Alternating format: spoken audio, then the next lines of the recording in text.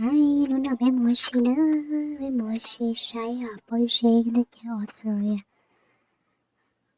Đi cứ liêu, còn nó bé mua. Sau lại ý tao kì chị bé mua thì sai là cái chỗ. Chị nói giờ không cha nó. Lỡ chơi, nha cậu nó chơi pro sơ sầu luôn. Chơi chống cứ liêu. Chị muốn chơi rồi chị ở đó nó chị không có hiểu thì bé mình sẽ thành thuốc kỳ anh cha là thuốc kỳ gì mà rồi cho nó do lại thì nó sẽ view một trò thắt lệ đó sẽ view thì sẽ chờ lại chơi cho cậu nó ra xong tôi đó rung gao cái liều thắt lệ nè thì bé sẽ đón cây một hậu về cho chỉ một kiện cây một hậu nữa nhớ cho nó sẽ một cứ dây thế nên nghe thắt lệ hiện theo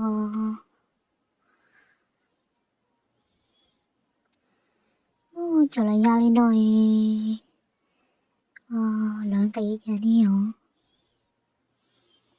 giờ đi sẽ lo cho thế nhà lấy xưa giờ đi sẽ miễn gì nhà chỉ tàu giờ yon để lo theo thành để lo sạch dài ha để cứ để một nó ngồi trong lý ở sân một tờ bé sân một thêm một giò nữa chế một để chỉ một giò mới sẽ chụp bao giờ sẽ tôi là chế nha một cái trên kia xí nhỏ cho biết một trời sẽ kêu dễ thân lệ đó sẽ kêu nó chế bài trời tôi tiêu thân lệ đó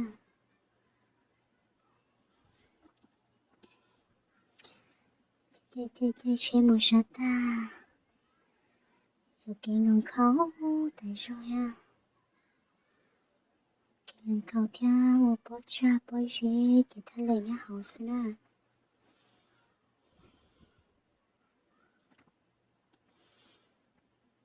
mà hải rộng nhưng một trời thấy hải rộng nó sao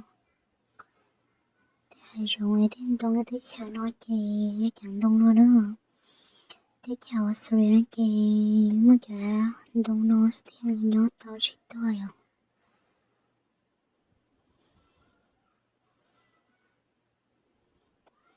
chơi chống cái theo cái mê mà dòng chơi cái theo cái hàng khó theo cái video sau này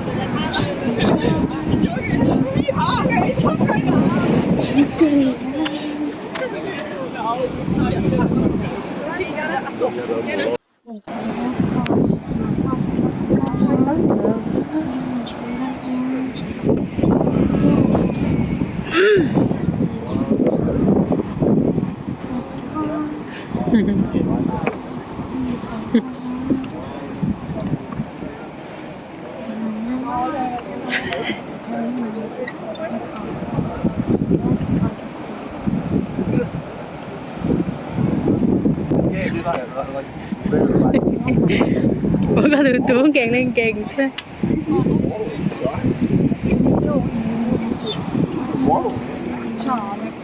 không cho nó Là. 12 apostles. Hả? 12 apostles. Tôi sẽ bơi rê. Kuma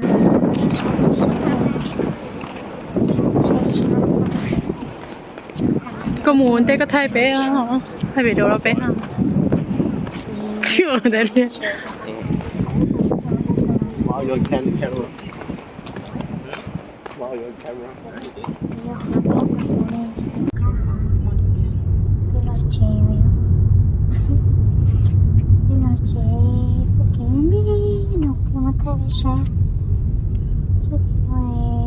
chế mua thế nào chứ mà thời mua chế là chế mua